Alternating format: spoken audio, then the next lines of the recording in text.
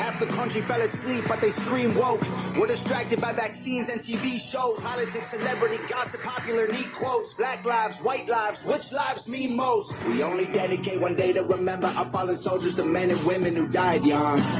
But if you come out the closet as Caitlyn Jenner, you're a hero and you get a whole Pride Month. The most dangerous pandemic's propaganda from these clowns. Only mask that's gonna save us is duct tape on their mouths. Don't speak. We don't need to defarm police, need to defarm the media who lies through their teeth like Big Pharma doesn't cure you, dog, because every patient that gets cured is a... Hello YouTube, Justin Nairi back again with another video. Today I wanted to touch on a question that somebody had asked in my previous video. They asked, Justin, how can we trust you? How do we know that you know what you're talking about? Well, let's rewind to 2003. I was 23 years old, a little cocky, arrogant son of a bitch. I had hit a telephone pole at 80 miles an hour on my crotch rocket. Left me disabled for about a little over a year and a half. Before that, I worked construction, and I sold a little bit of pot to, support my habit, make a couple bucks also.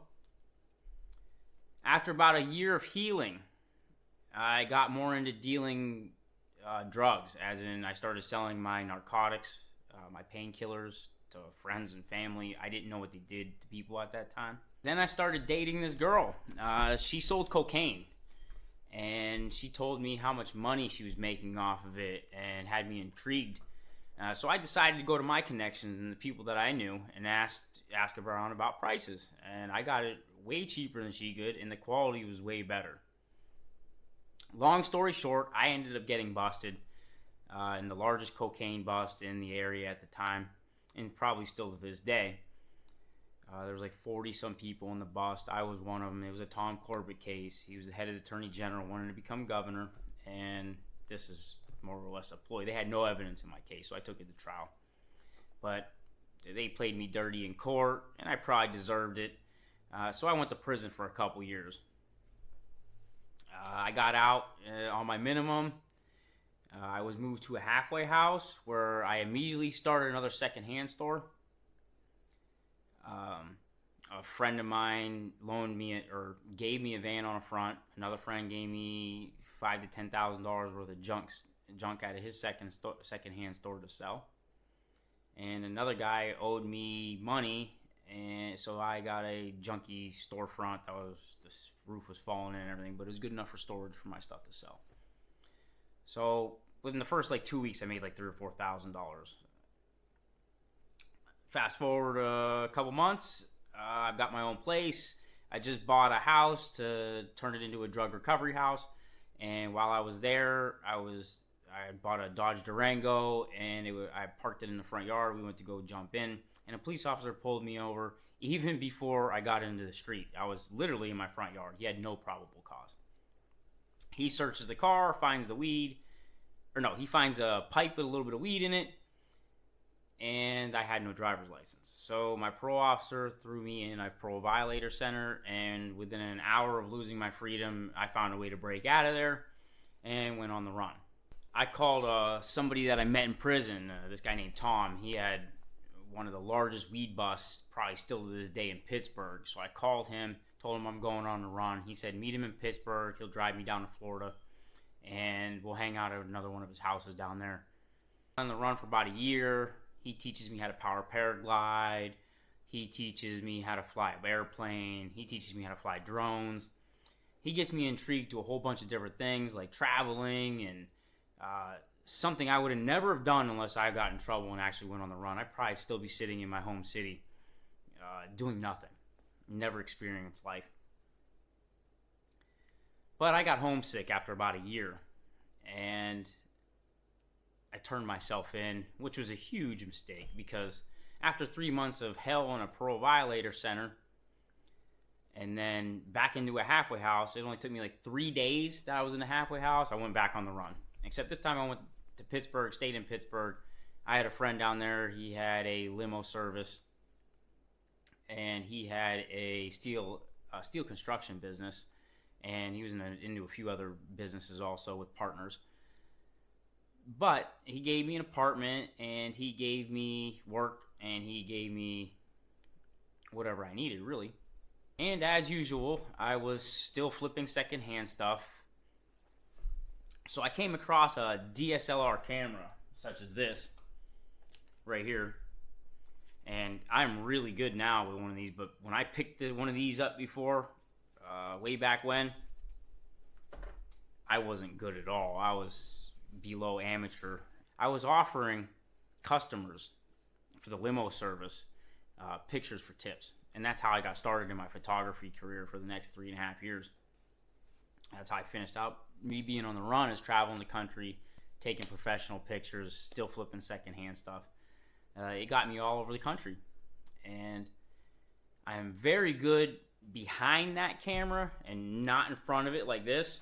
I'm getting better. Hopefully you can see that. In that 7 years, I stayed in 5-star hotels, large mansions. I even slept on the streets on occasions. Out of all these experiences of that 7 years, the most important thing that I learned is I no longer doubt myself. I know deep down inside that I can make it anywhere, in any situation.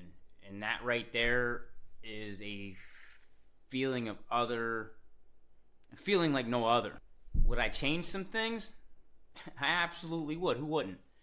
But that's not the way life works, and you shouldn't focus in what happened in the past because you can't change it. You can only change your current situation starting now and going into the future. One thing I have been able to see throughout the years is the good in things and not the bad. If you can see the good in the bad, that's what will keep that anxiety level down in life and it'll keep you focused. It's either going to be something bad, something that you would call bad. It's either going to be, if you look at it close enough, it's either a learning situation or it's a detour on getting to where you want to be in life and where you need to be in life. You won't see that till the outcome. And since I've known that, I've been better off. Since I've been off parole for over 6 years, I've still lived like a nomad anyway, so it doesn't even matter that I'm on the run now. I always lived out of a suitcase for the past 6.5 years as a free man. And I wouldn't change it for the world. I get to see things. I get to meet people. I get to do new things. Life is never, how would you call it? Life is never static. Life is constantly changing. So you're always in the moment. And that's how I want to live life. I don't want to do the day-to-day things that everybody else does. And you wake up, and before you know it, you're going back to bed, and your whole day was wasted. I don't want to live like that. Care about materialistic things. Right now, at this point in my life, all I care about is the experiences within this life. I want to experience everything this world has to offer.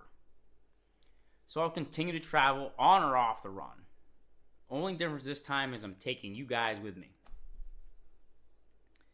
Even if you're not on the run, I'm going to show you the world through my eyes and hopefully give you the confidence to go out and experience the world also. So to the question, can you trust me? Can you trust what I say? Just like anything in life, you're just going to have to tune in and find out if I'm all bullshit or I'm all in. So, until next time, YouTube, catch me if you can. Half the country fell asleep, but they scream woke. We're distracted by vaccines and TV shows. Politics, celebrity, gossip, popular, neat quotes. Black lives, white lives, which lives mean most? We only dedicate one day to remember our fallen soldiers, the men and women who died young. But if you come out the closet as Caitlyn Jenner, you're a hero and you get a whole Pride Month. The most dangerous pandemic's propaganda from these clowns. Only masks gonna save us is duct tape on their mouths. Don't speak.